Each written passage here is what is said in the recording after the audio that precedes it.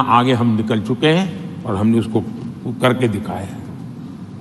आदरणीय सभापति जी, north east में स्थायी शांति के लिए 10 वर्षों में अनेक प्रयास किए गए हैं और निरंतर प्रयास किए गए हैं। बिना रुके, बिना थके, हर एक को विश्वास में लेते हुए में प्रयास किए गए हैं और उसकी चर्चा कम हुई है देश में, लेकिन परिणाम बहुत ही आशा पैदा करने वाले निकले हैं। राज्यों के बीच सीमा विवाद संघर्षों को जन्म देता रहा है और आजादी से अब तक ये निरंतर चलता रहा है। हमने राज्यों को साथ बिठा करके सहमति के साथ जितने सीमा विवाद खत्म कर सकते हैं एक के बाद एक अकॉर्ड करते करते जा रहे हैं। रिकॉर्डेड है, सहमति की रिकॉर्ड है और उसके लिए जो सीमाओं में किसी को उधर जाना है, किसी को यहां आना है, कहीं रेखा यहां बनानी, कहीं रेखा वहां, वो सारे काम कर चुके हैं। आदरणीय सभापति जी, ये नॉर्थ ईस्ट की बहुत बड़ी सेवा है। हिंसा से जुड़े संगठन, जो हथियारबंद गिरोह थे, जो वहां लड़ाई लड़ते रहते थे, अंडरग्राउंड रह के लड़ाई लड़ते थे, हर व्यवस्था को चुनौती देते थे, हर काउंटर ग्रुप को चुनौती देते थे, खून खराबा होता रहता था।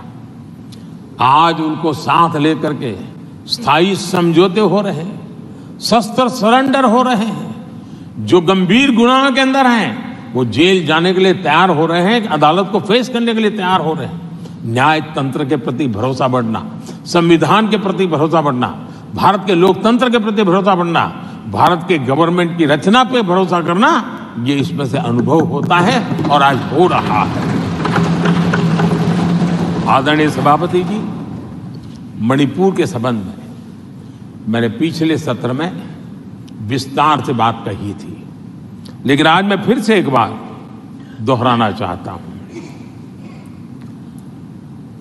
मणिपुर की स्थिति सामान्य करने के लिए सरकार निरंतर प्रयासरत है।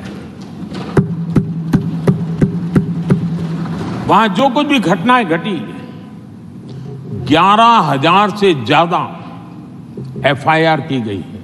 मणिपुर छोटा सा राज्य है, 11,000 एफआईआर की गई है।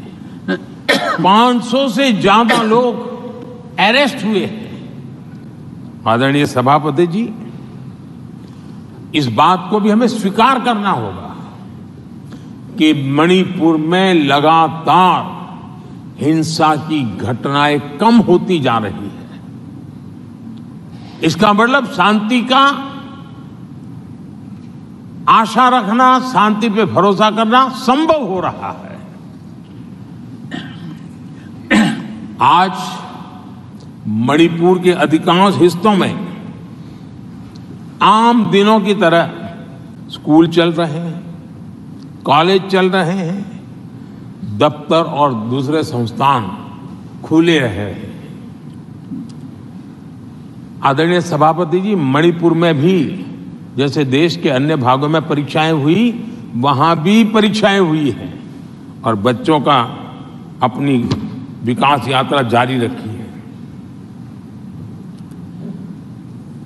आदरणीय सभापति, केंद्र और राज्य सरकार सभी से बातचीत करके शांति के लिए, सौहार्द रास्ता खोलने के लिए लगातार प्रयास कर रही है। छोटे छोटे इकाइयों को जोड़ करके इन ताने बाने को गूंथना एक बहुत बड़ा काम है और शांतिपूर्ण तरीके से हो रहा है। बीते समय में पहले की सरकारों में ऐसा नहीं हुआ है।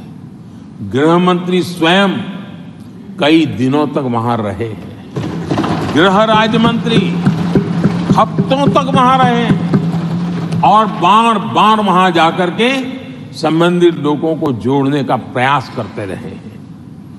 आदरणीय सभापति जी, पॉलिटिकल लीडरशिप तो है ही, लेकिन सरकार के सभी वरिष्ठ अधिकारी जिसका जिसका इन काम से संबंध है, वे लगातार वहां फिजिकल जाते हैं, लगातार वहां संपर्क में रहते हैं और समस्या के समाधान के लिए हर प्रकार से प्रयासों को बल दिया जा रहा है।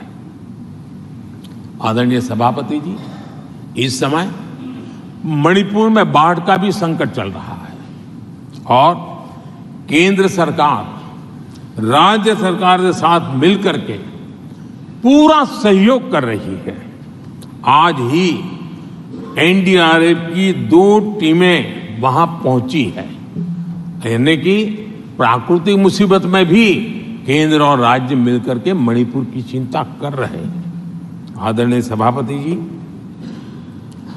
हम सभी को राजनीति से ऊपर उठ करके वहां की स्थिति को सामान्य बनाने में सहयोग करना चाहिए, ये हम सबका कर्तव्य है। आदरणीय सभापति जी, जो भी तत्व मणिपुर की आग में घी डालने की कोशिश कर रहे हैं, मैं उनसे आगाह करता हूं कि ये हरकतें बंद करें। एक समय आएगा मणिपुर ही उनको रिजेक्ट करने वाला है, ऐसे लोगों को। आदरणीय सभापति जी, जो लोग मणिपुर के इतिहास को जानते हैं, मणिपुर की घटनाक्रम को जानते हैं, उनको पता है कि वहां का सामाजिक संघर्ष का एक लंबा इतिहास रहा है। उस संघर्ष की मानसिकता की जड़ें बहुत गहरी हैं, इसको कोई नकार नहीं सकता है। और कांग्रेस के लोग ये न भूले कि मणिपुर में इन्हीं कारणों से 10 बार राष्ट्रपति शासन लगाना पड़ा है।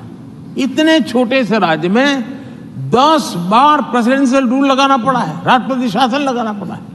कुछ तो मुसीबतें होगी और ये हमारे कालखंड में रही हुआ है, लेकिन फिर भी राजनीतिक फायदा उठाने के लिए वहां पर जिस प्रकार की हरकतें हो रही है,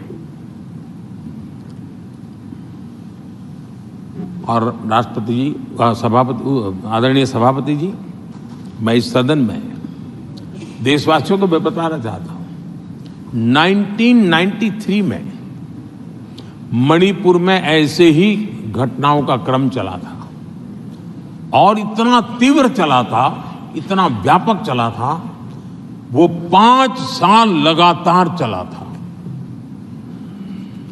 तो ये सारा इतिहास समझ करके हमें बहुत समझदारी के पूर्वक स्थितियों को ठीक करने के लिए प्रयास करना है।